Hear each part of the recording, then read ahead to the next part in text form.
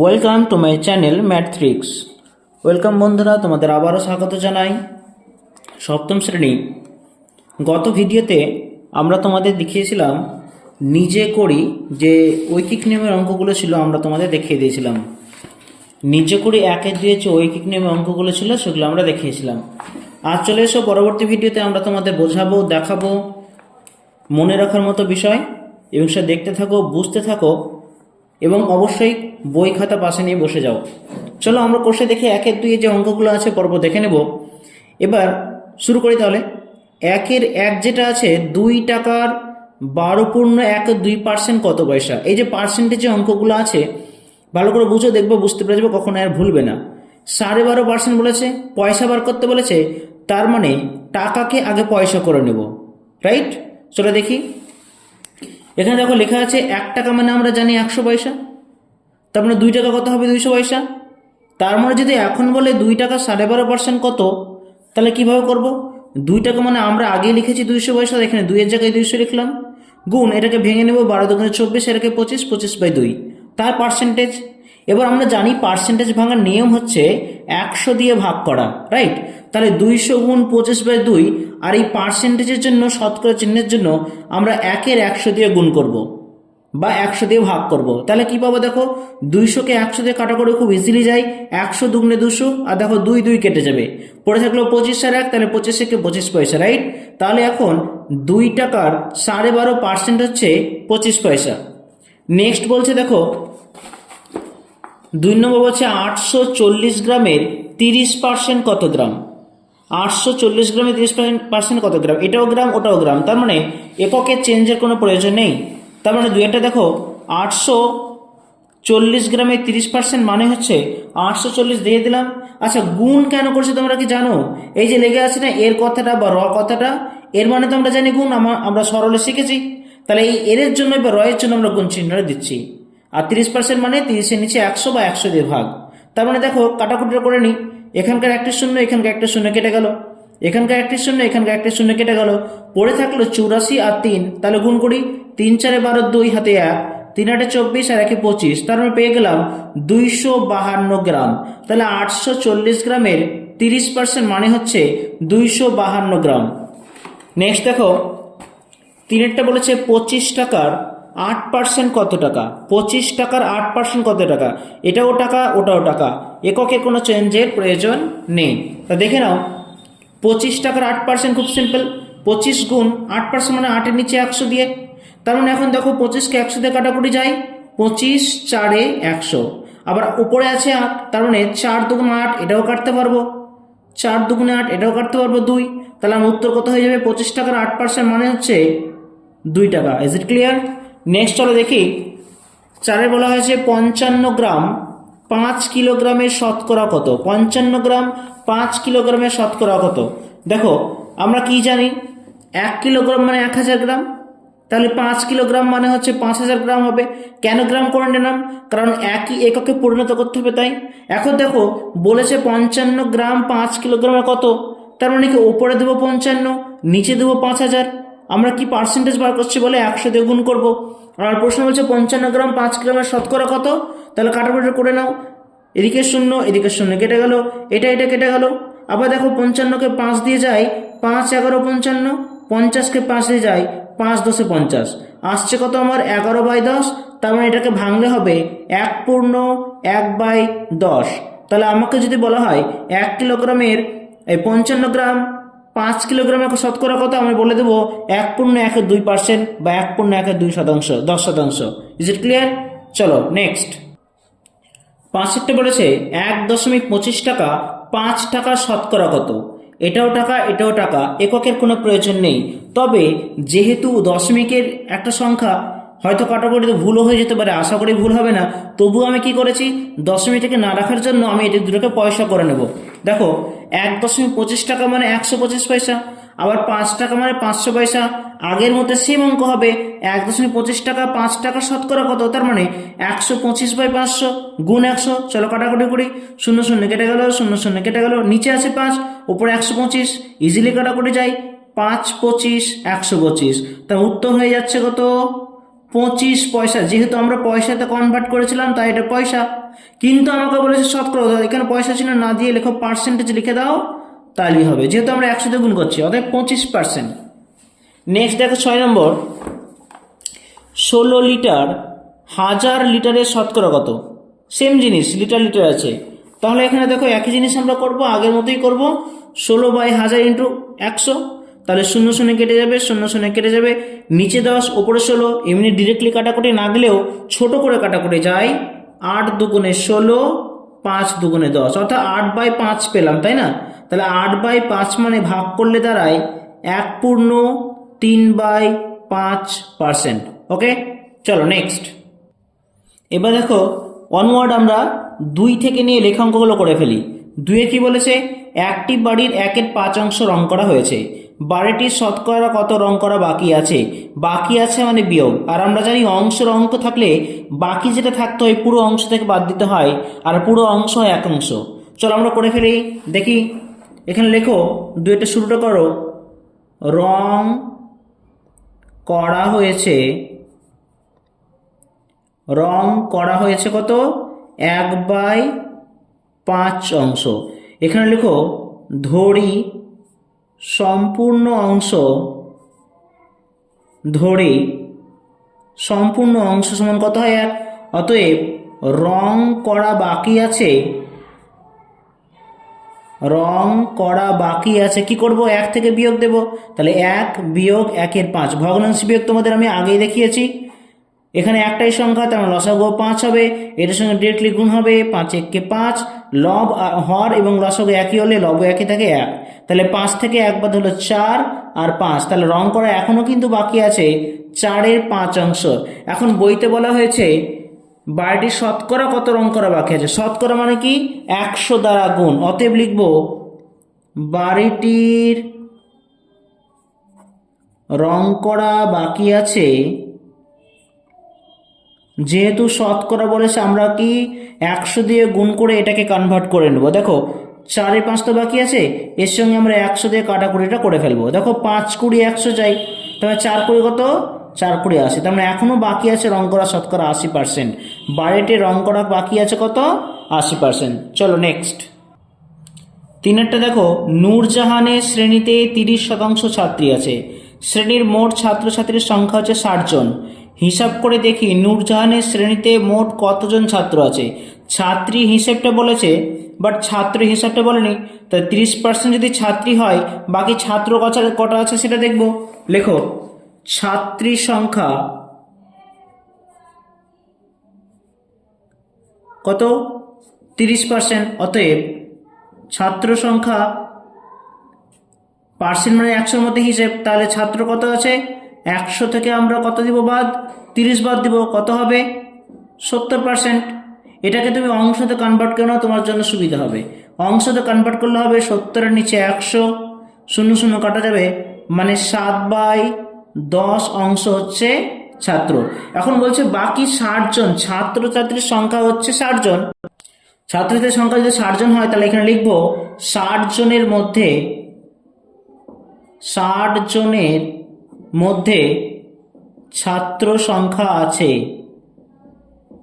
ছাত্র সংখ্যা আছে। দেখো ছাত্র সংখ্যা কত হবে? আছে তো 60 জন, অংশতে বেশি 7/10, কাটাকুটি করে ফেলে, দেখো 6 10 60, তাহলে 6 7 42 জন, অর্থাৎ ছাত্রের সংখ্যা হবে 42 জন। নেক্সট 4 নম্বর, 120 কিগ্রা মিশ্র সারে ইউরিয়া ও পটাশের পরিমাণ যথাক্রমে 60% 40%।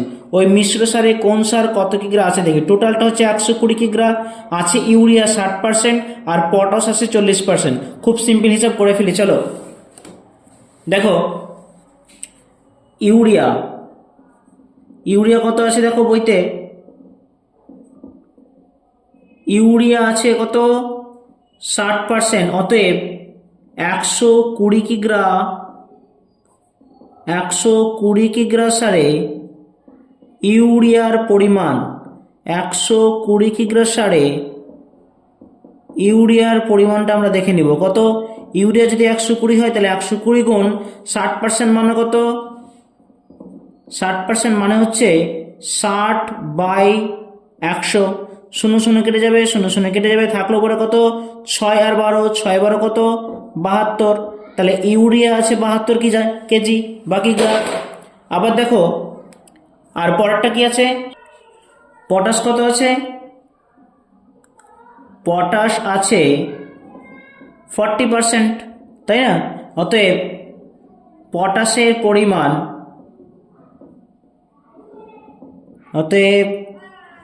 পটাশের পরিমাণ 120 গুণ 40% মানে হচ্ছে 40-এর নিচে 100। সেমভাবে কেটে দাও, শূন্য শূন্য শূন্য শূন্য কেটে গেল, 12 আর 4, 4 12 কত 48। তার মানে ইউরিয়া থাকছে 72 কেজি আর পটাশ হচ্ছে 48 কেজি।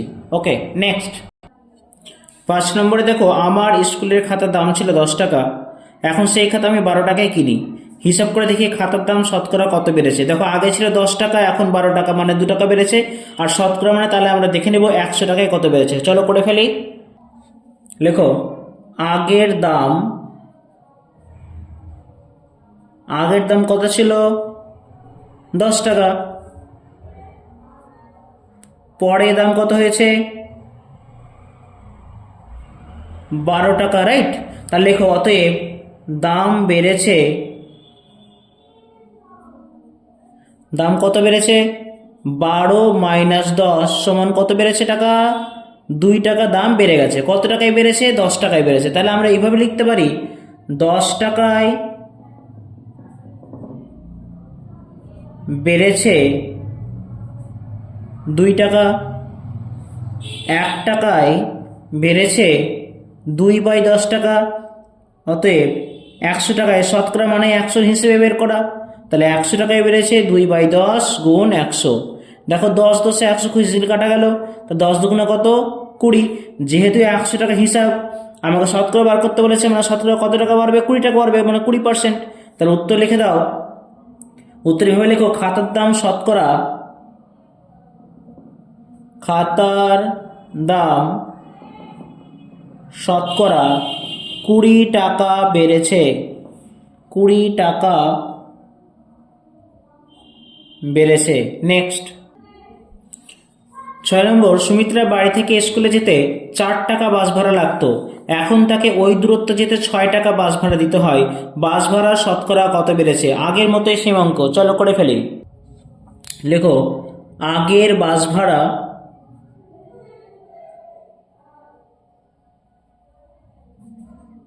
কত বলেছে, আগের বাস ভাড়া ছিল 4 টাকা,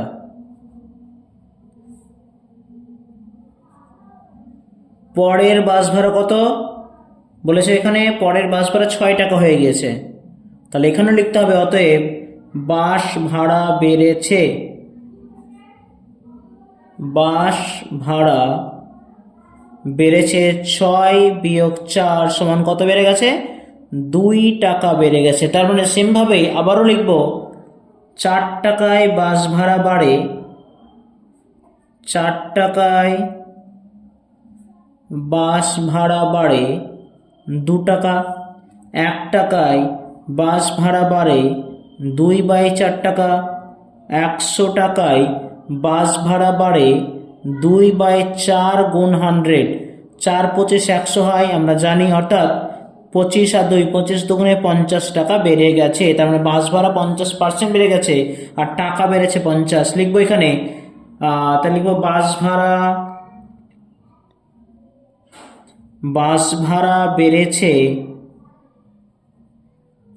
ভাড়া বেড়েছে শতকরা 50 টাকা।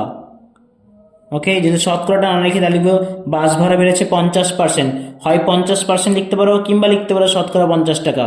ওকে, নেক্সট 7 নম্বর দেখো, চিনির দাম বাড়ার জন্য আগে 125 টাকায় যে পরিমাণ চিনি কিনতাম, এখন 150 টাকায় সেই পরিমাণ চিনি কিনি, এখন চিনির দাম শতকরা কত বেড়েছে? আগের দুটো অঙ্কের মতোই এটাও সেম অঙ্ক, চলো করে ফেলি। লেখো আগে চিনির দাম, আগের চিনির দাম কত ছিল 125 টাকা। লেখো এখন চিনির দাম 150 টাকা, অতএব দাম বেড়েছে, লিখে ফেলো দাম বেড়েছে 150 বিয়োগ 120 সমান কত হবে? 30 টাকা। তাহলে কিসে 30 টাকা বেড়েছে? 120 টাকার ওপরে। তাহলে লিখে ফেলো, 125 টাকার ওপরে লিখে ফেলো 125 টাকায় বাড়ে 30 টাকা, 1 টাকায় বাড়ে। আচ্ছা, একটা মিসিং হয়েছে, দেখো এটা 150 থেকে 125 হবে। হ্যাঁ, এটা 125 করে দাও তো, তাহলে এটা 25 হবে। একটু রাইটিংয়ে মিসিং হয়েছে, এটা 25 হবে। তাহলে এখানে লিখতে হবে 125 টাকায় বাড়ে 25 টাকা। এটা একটু ক্লিয়ার করে নাও, 125 টাকায় বাড়ে 25 টাকা, তাহলে 1 টাকায় বাড়বে 125, 25/125। তার মানে কি আমরা 100 টাকার হিসাবে এটাকে বার করব। 25/125 গুণ 100, 25 125 কাটাকুটি যায়, 5 25 125, আর 5কে 100 দিয়ে যায়, 5 20 100। তার মানে উত্তর হচ্ছে 20 টাকা। ওকে, নেক্সট। রোজিনা একদিনে 90টি অঙ্ক করেছে, শেফালি ওই সময়ে 65টি অঙ্ক করেছে। ওই সময়ে রোজিনা শেফালির থেকে শতকরা কত বেশি অঙ্ক করেছে? শেফালি ওই সময় রোজিনার থেকে শতকরা কত কম অঙ্ক করেছে? ভালো করে একটু হিসাব করে দেখবা, একটু কথাটা মিলিয়ে দেখবা, এখানে কত বেশি অঙ্ক করার কথা বলা হয়েছে। মানে দেখো কত বেশি করছে, আমি একটু দেখাই। দেখো, রোজিনা করেছে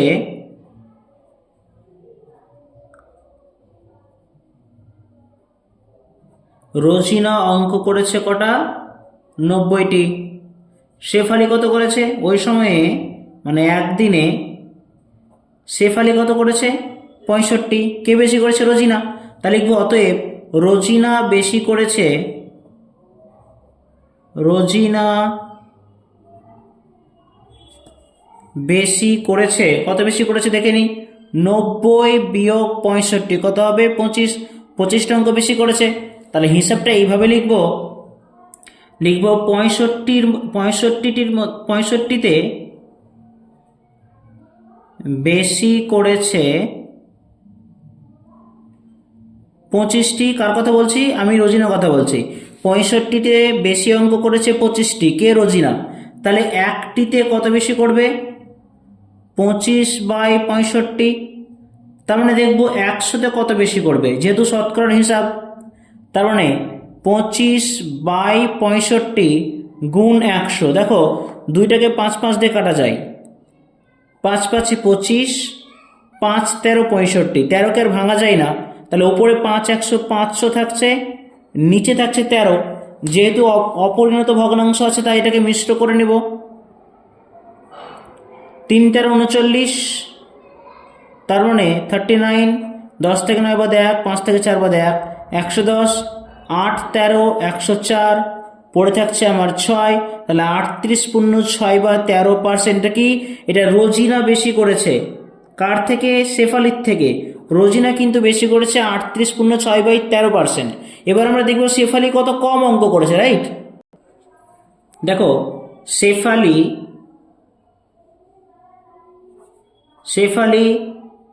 90টিতে কম করেছে 25টি।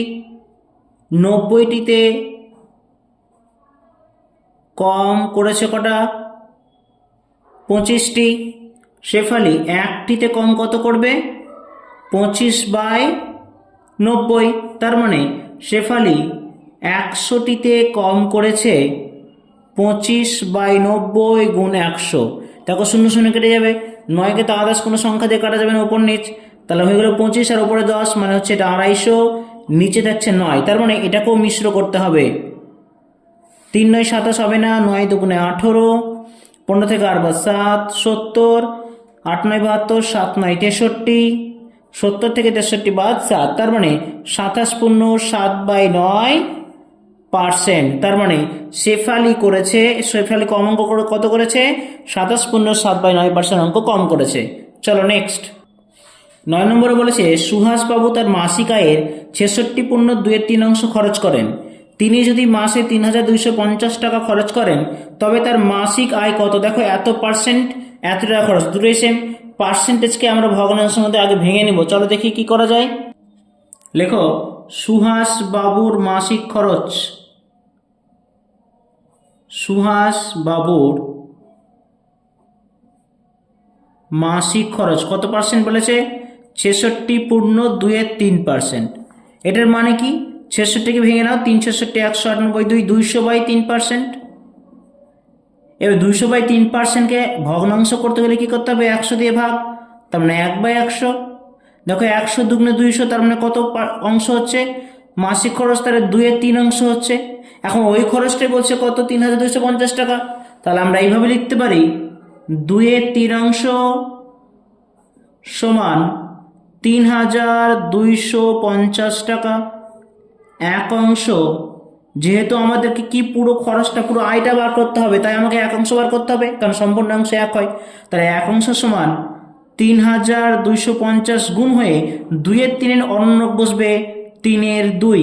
চলো দেখি কাটাকুটি করে ফেলি। 2 2, 1 2 12, 6 দুগুণে 12, 2 দুগুণে 4, 1 0 10, 5 দুগুণে 10, 1625। তাহলে গুণ করে ফেলি।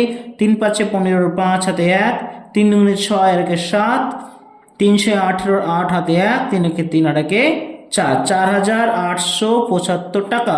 তার মানে সুহাস বাবুর মাসিক আয় 4875 টাকা। Is it clear? চলো নেক্সট।